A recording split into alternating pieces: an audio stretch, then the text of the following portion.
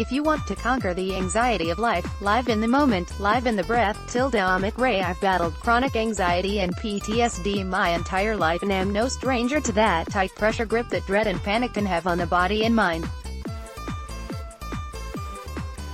On my worst days, I'd feel my chest and throat tighten as I struggled to breathe.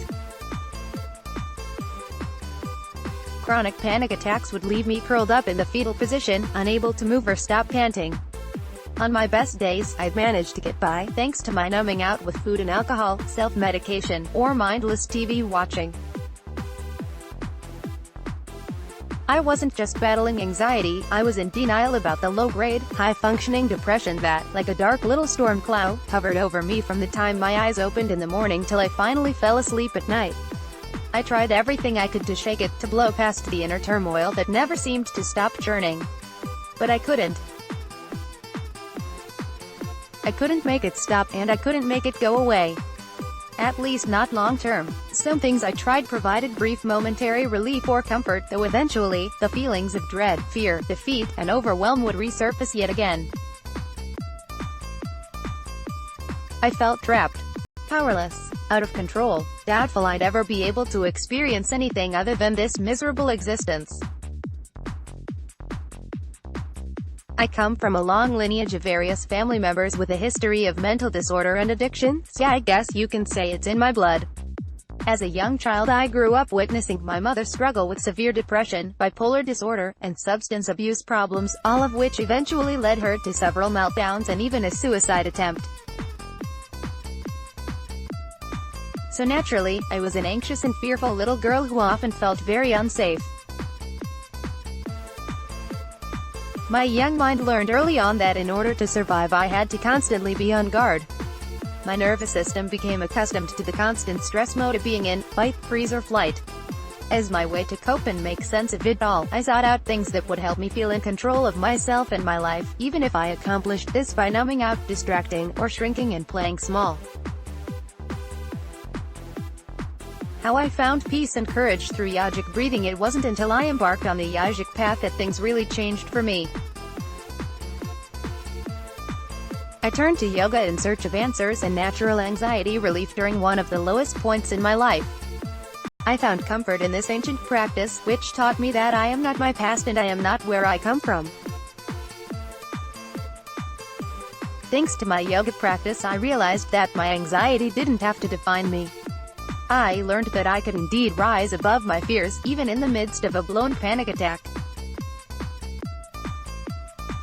I could learn to calm my racing mind and hyper-aroused body by learning to control my breath.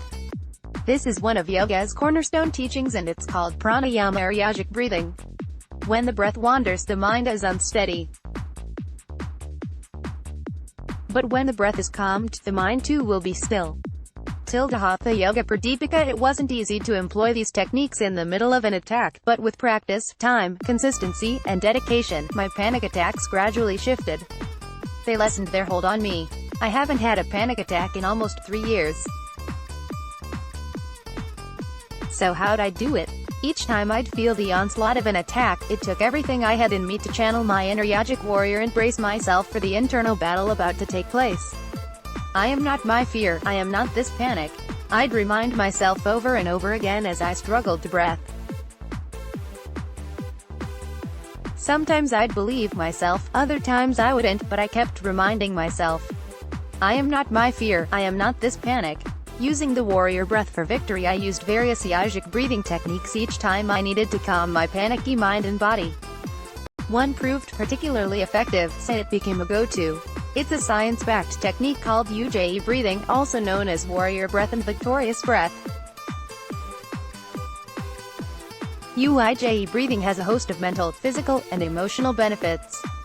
This breathing technique is known to increase resilience for coping with stress, anxiety, anger, and depression, effectively regulate emotions, balance the nervous system, decrease stress response, increase rest, digest, relaxation, regeneration response, regulate blood sugar levels, lower cholesterol, improve sleep cycle and quality, improve digestion, boost immunity, improve respiratory function. When you practice Yogic, you create a sound like the ocean's waves or an animal's hiss by gently constricting the back of the throat.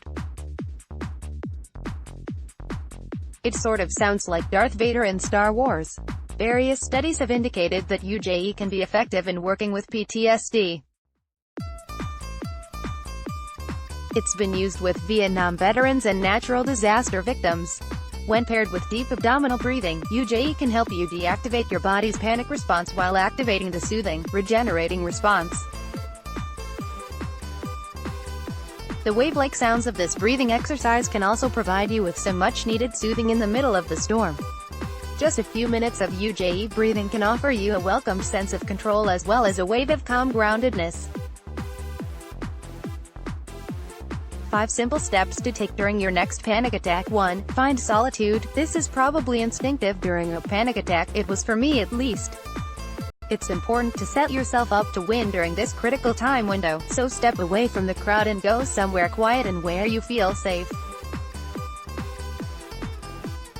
Remind yourself, I am not my fear, I am not this panic. 2. Control your breath. In the throes of a panic attack, your body and mind can feel completely out of control. Your breath tends to be short, shallow, and frantic, so it's important and essential to do what's in your power to regain control by shifting your breathing. Start to slow your breath down intentionally. Here's how to practice UJE. Place the tip of your tongue on the center of the roof of your mouth, keep it there. Breathe only through your nose. Take the exhale with the mouth closed. Start breathing like the ocean. Constrict the back of your throat as you inhale slowly for 6 counts and exhale slowly for 6 counts. As you're inhaling, engage the lower belly by expanding it outwardly. As you're exhaling, contract the lower belly by bringing it inwardly toward your spine.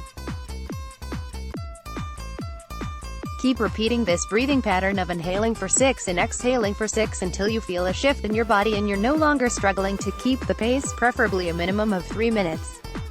3. Breathe with awareness. Once you've gotten control of your breathing rate with UJE, start to bring awareness to your breathing.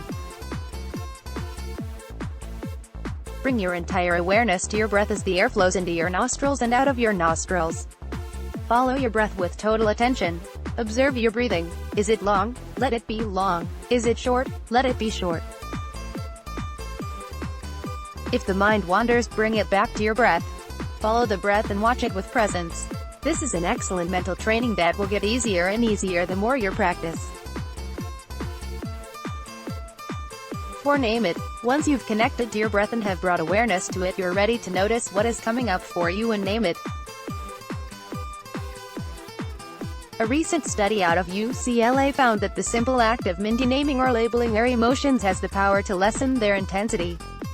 The study looked at brain scans of subjects as they named emotions and found that the part of their brain associated with fear and reactive emotional responses actually became less active. So name what you're feeling and don't hesitate. Name fear, panic, dread, anger, scared, anxious, worried, resentful, and so on. 5. Keep breathing. With each inhale and exhale, keep making the ocean sound and find your flow with it. Imagine the waves ebbing and flowing around you as you breathe the waves through you. Feel the waves within you. The more you flow with the waves, the more you'll dissolve panic and activate inner calm. About Osmara Ariel. Osmara Ariel, MBA, is the founder of CalmWithYoga.com, a site dedicated to using Yogic philosophy, mindfulness, and meditation to increase inner calm, mental focus, vital energy, and quality rest. She's a certified functional nutrition practitioner and a certified yoga teacher, specializing in yoga nidra, yin yoga, and meditation. Find her at Instagram.com/calmwithyoga, Facebook